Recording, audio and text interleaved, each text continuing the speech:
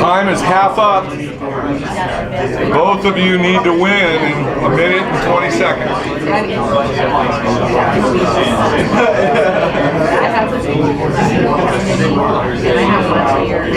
How's our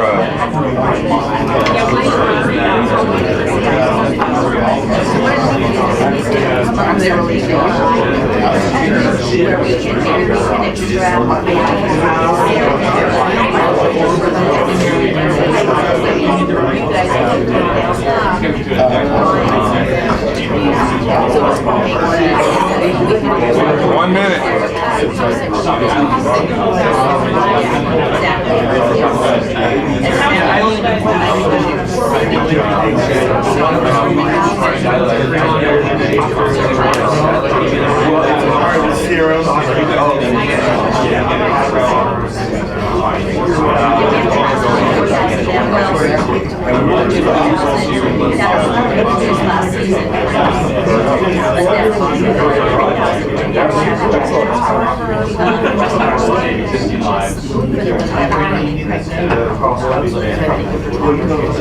What's your mortality rate?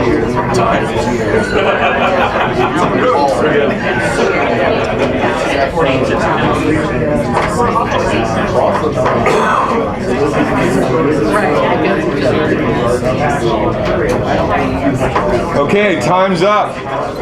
Time's up, time's up, time's up. All right, time's up. So, raise your hand if you won. Raise your hand if, okay, it might be easier to do it the other way. Raise your hand if you felt like you didn't win. So a couple didn't win. So for those of you who won, what was your outcome? Anybody? We both can use the oranges. And how would you do that? We would, instead of bidding against each other, we wouldn't need as much money. So we would make a processing plant to split the pieces that each party needed. And then pay for the oranges for whatever we needed. All right. So you combined efforts and split the manufacturing. And when you said the parts that you needed, what did that mean? I needed the rind and she needed the juice. She needed the rind. She needed the juice. Okay. How many came up with the rind juice thing? All right. Good job. So one of the parties needed the rind, and the other party needed the juice, right? So there's a way, and here's the thing, right? There are two, in any negotiation, there are two things. And this is not a great pen, so I'm gonna go, this is here already, so I'll get one that we brought.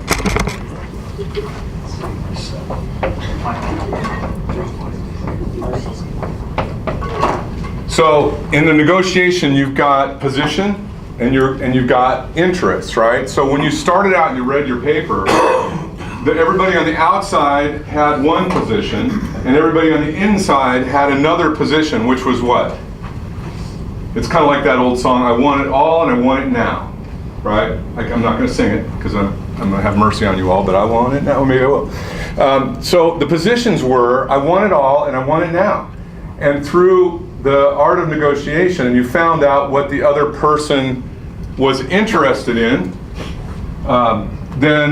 then you were able to find a compromise, right? So in every negotiation, it doesn't matter whether it's with your boss or with an employee, how often do you negotiate as a leader in your organization? Is that a fairly common thing?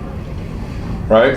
Everything's a negotiation. Personnel issues, those are the things I hear about the most, are personnel issues, and it's almost always negotiation. And this is at the heart of a lot of conflict, because people are so wrapped up on their positions that they are not focused on the interests. And we, as people, we have a tendency to judge other people by what they do, right? What they do and say. We judge ourselves by our intent. I didn't mean to do that. Why are you being so hard on me? I didn't mean to do that. Because I have interests that you don't know about, and you're just, why are you being so hard on me? I didn't mean to, right? But we judge ourselves by our intent. We judge the other people by what they did. We don't often focus on what their intent is, and we don't often focus on what their interests are. So now for those of you who are looking at interviewing or promoting, is an interview a negotiation? Yeah? Do you think it's a negotiation? What is the position of a candidate going into that negotiation?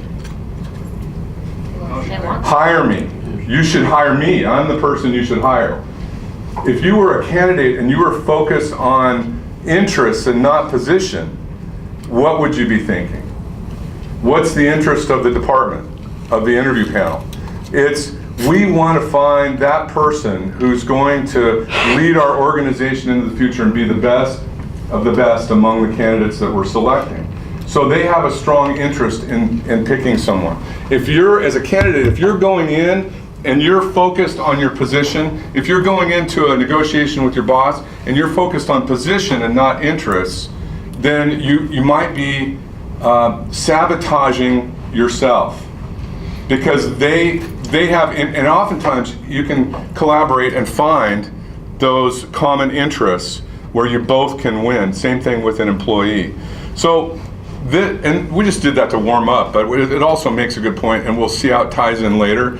Now, as far as the process itself, I noticed not everybody finished at the same time, right? Some folks took longer to prepare, and others got done quickly, and we're going to talk about why that is. It's a good thing, right? That you're not all the same is a good thing.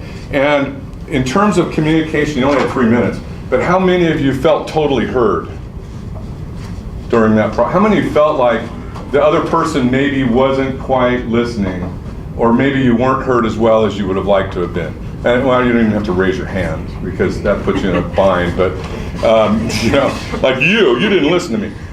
But communication is a key thing. So go in your handout, reach across the table or wherever your handouts were. The next one in line should be a handout on communication. We're going to talk about this a lot today in one form or another. And it's at the top it says basic communication skills. And you probably, a lot of you have been exposed to this, or you've heard it, or you've gone through it. This handout that I gave you is from FEMA.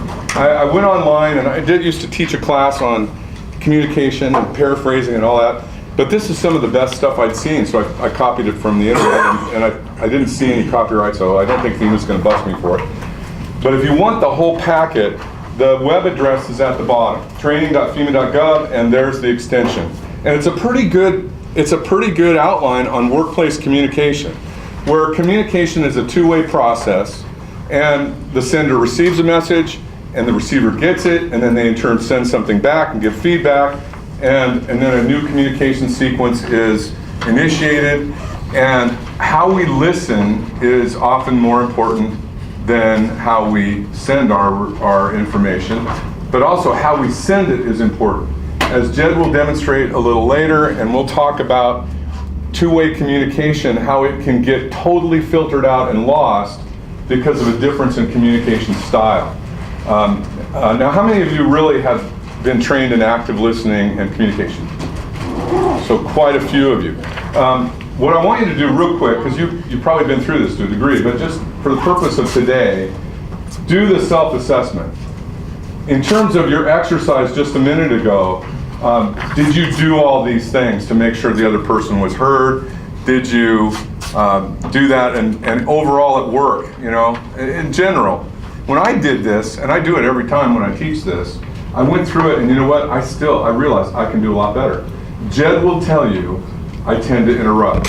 I tend to think of what my response is going to be well before he's finished talking to me. 5 hours all the way down. He just did it right now. See, all the way down here, that's what I'm doing. We're talking, we're negotiating about what we're going to do today, and refining it, making it better. So just take a minute, and then today I want you to think about these things, because we're going to do a number of group exercises we want to practice this today and get better at it. Even if you're really good at it already, we want to challenge you to take it on and do even better. So just take a minute to do that. Yeah. Just move that out of the way on the board here. Is there room? Yeah, I think there will be. But if you have more room, I'll just get this out of the way. Okay. Okay? Yeah, let's do that. I'm happy with that. Okay. And then you don't have to take it down. Yeah, exactly.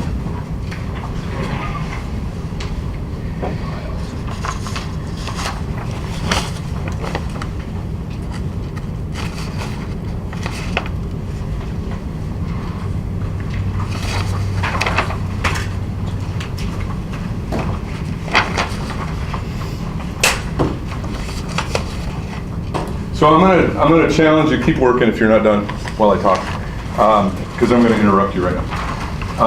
I want to challenge you to take this, and if you want to be a leader in your organization, some of you are really good at it, but leadership, I think, is more about this piece than anything else. Most people quit a supervisor in the workplace. They don't quit a job, they quit a person. They quit a person. And in all these years I've been doing competency modeling in law enforcement and fire and other agencies, but in every single case, without exception, bar none, in every single case, there's always pain and stress around issues around communication and how people communicate and how people lead, and are people feeling empowered and are they feeling like they are heard. And so even if you're great at this, I would challenge you to keep working on it, and today we're going to be watching for that.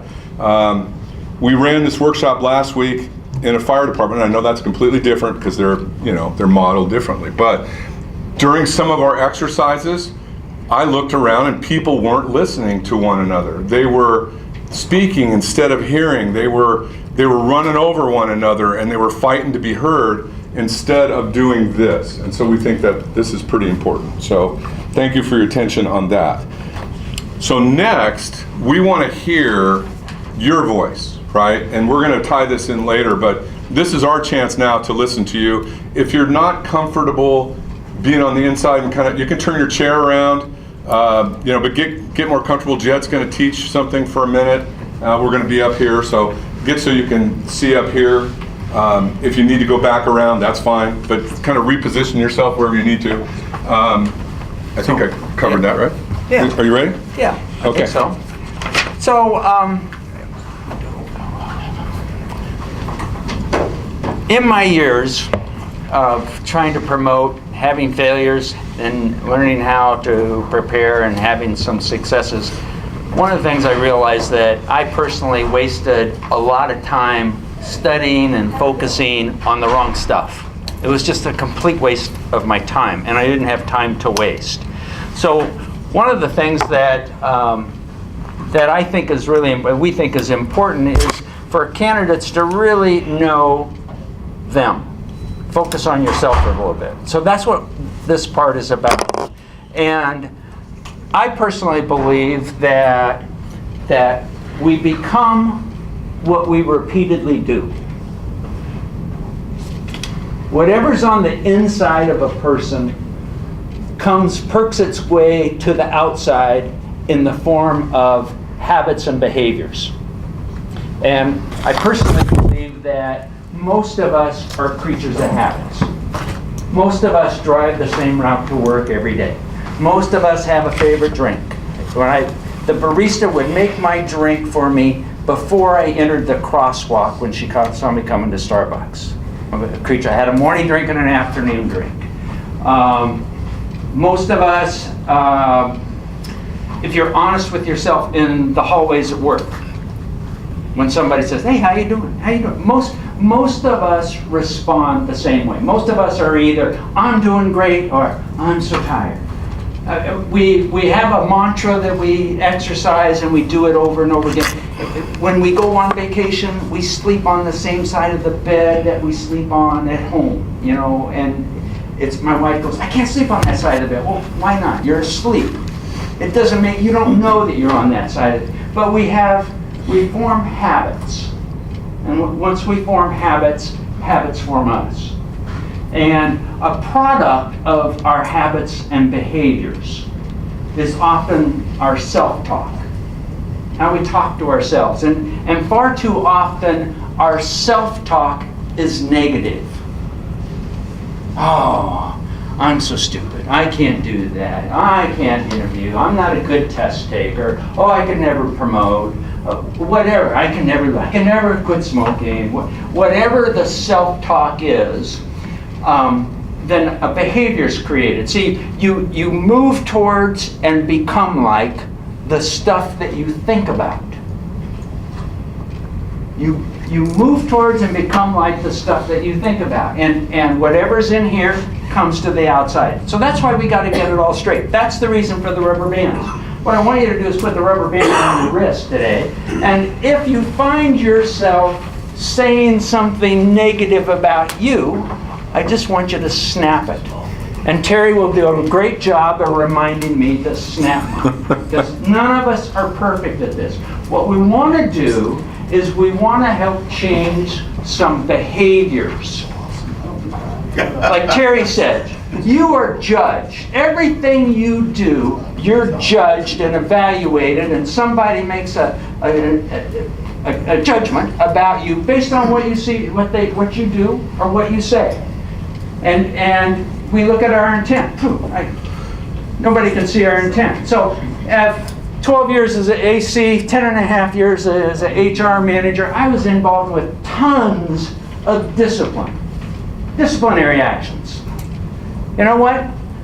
As I reflect back, I never once was involved in handing out any kind of disciplinary action because somebody couldn't do their job. Not once. Not once. But we repeatedly had to issue disciplinary actions based on what somebody did or what they said to somebody. Never about their job skills, never about the technical stuff, never about an inability to shoot a gun or drive a car. Now, fire guys, yeah, they're backing up, they have a lot of accidents, but it's all about what they said or did. All right? Now, we want to get things squared away on the inside, our attitudes and our habit of thinking, so that we can get things squared away on the outside, so during the process, the right things come about. Well, you just can't try to fix the bad things about you a week before or 2 weeks before. I mean, we all have feet of clay. We all can all do better. And I'm going to get into this a little later, but interviewing and promotional is very stressful. Anybody know what a Google alert is?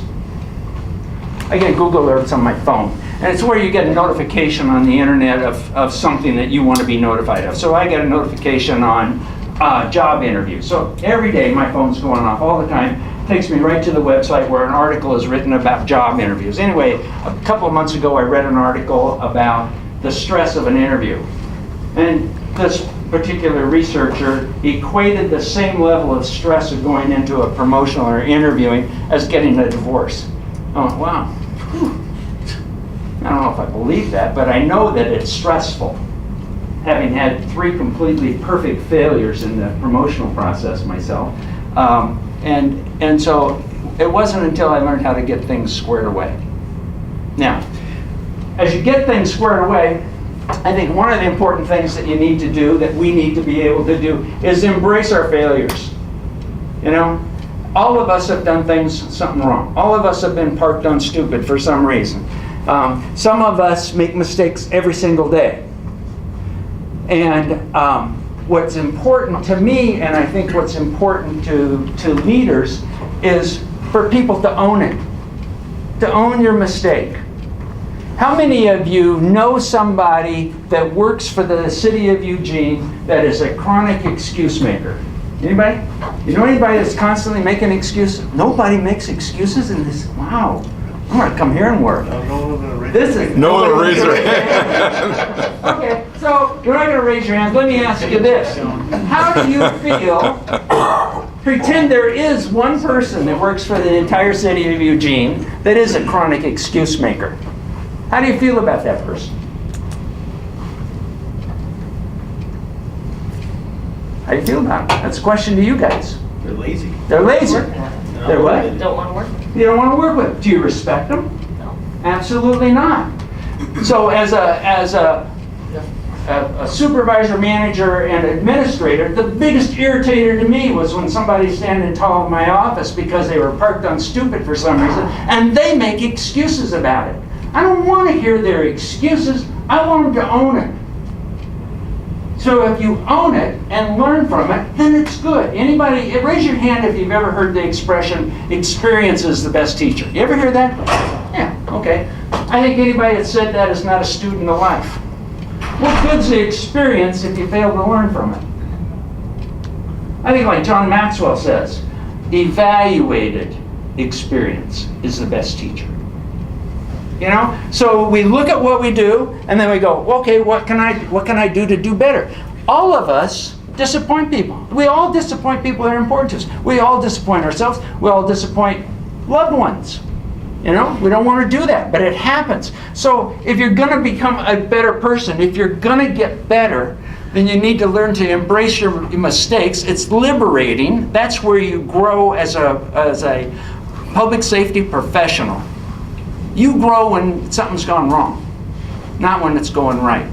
So we want people to embrace their failures and learn from it and not become an excuse maker. I think the most important ability that we have is responsibility. And I don't think anything happens for any of us, anyway, in our families, our professional life, in our churches, until you can stand up in front of people. I don't literally mean stand up in front of them, but be able to say, you can count on me. You're putting yourself on notice. And when you put yourself on notice, positive things begin to happen to you. You don't get better by mistakes. You get better on purpose. It's not something that you just kind of evolve into. We want you to be a driver of your life and not a passenger. Robert Louis Stevenson said that the success of our day, the success of your life, is determined by the seed you sow and not the harvest you reap. Too many of us are harvest oriented. You need to be seed sowing. Okay? We look at things like, what's in it for me? What's in it for, how am I going to get better? All right, so you need to sow the seeds and you will get better. So what we want to do is we want you to take a snapshot of yourself right now. So in your books, there's a handout that says core values. It's in the stack of handouts. It's in a The stack. handouts, by the way, are all in order. Yeah, it looks like So this. keep them in order. Core values.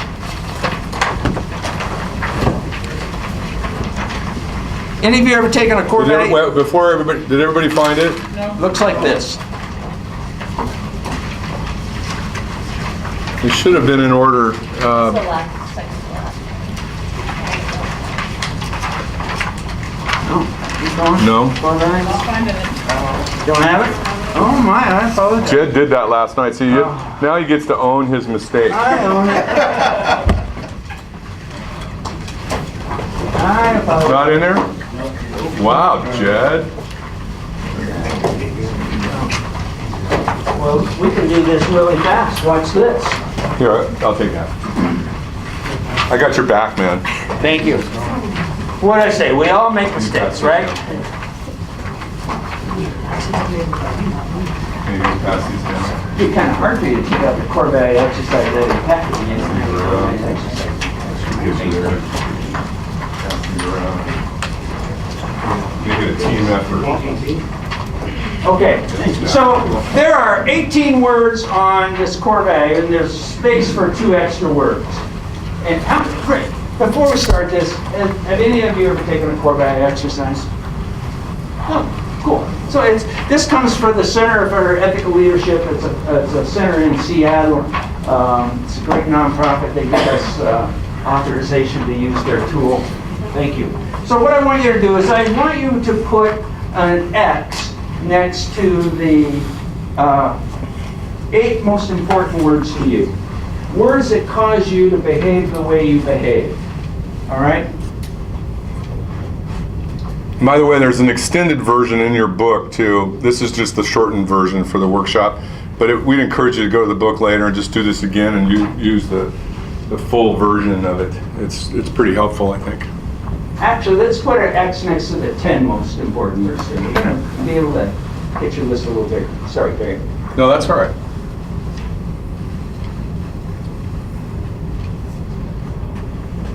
So these are, and if there's not a word on there that's important to you that causes you to behave a particular way, then go ahead and write it down.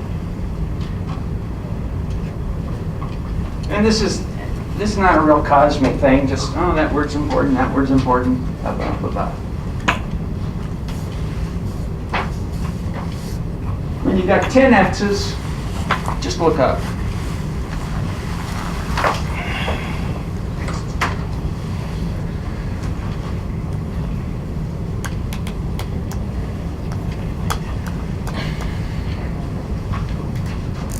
Okay.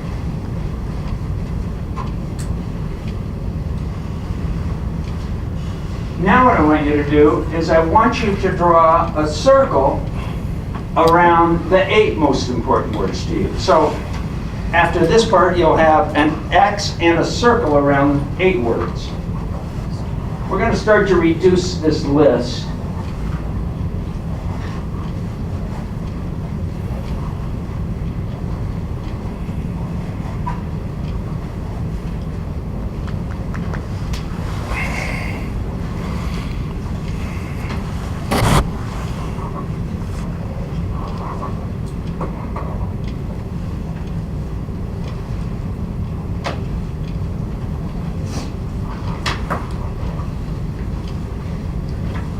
Okay?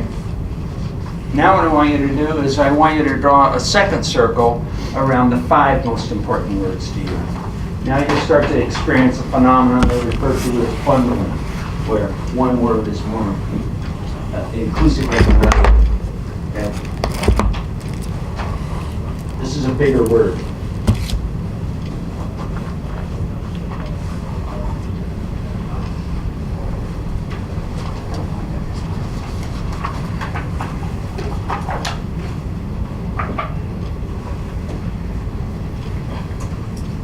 Alrighty, last part of this. We're going to reduce our list to 3 words. So I want you to draw a third circle around the 3 most important words to you.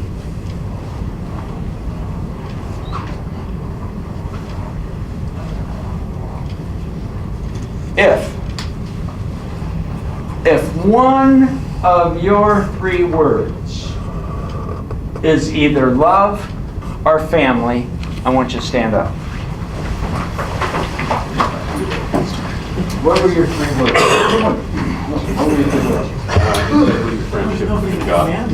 Integrity, friendship, and God. Stand up. Cool. Listen, congratulations. It takes a lot of courage. Courage to stand up for what's important to you.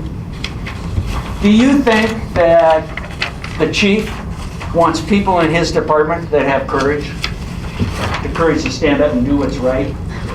Stand by what their values, department values? Go ahead and sit down.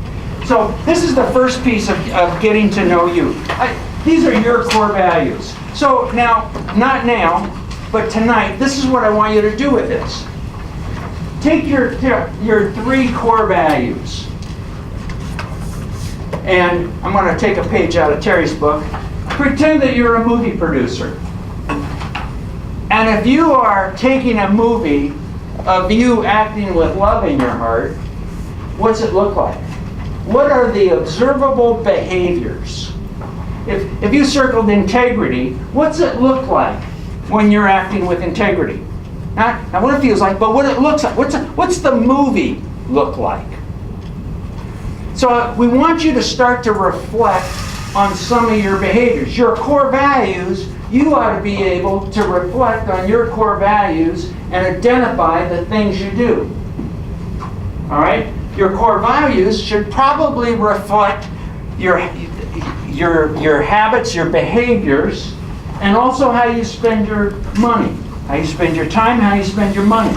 If you want to look at the core values of an organization, if an organization says our people are our most important resource, but they spend no money on the development of either hiring the brightest and best, or promoting the brightest and best, or training the brightest and best, then that value of theirs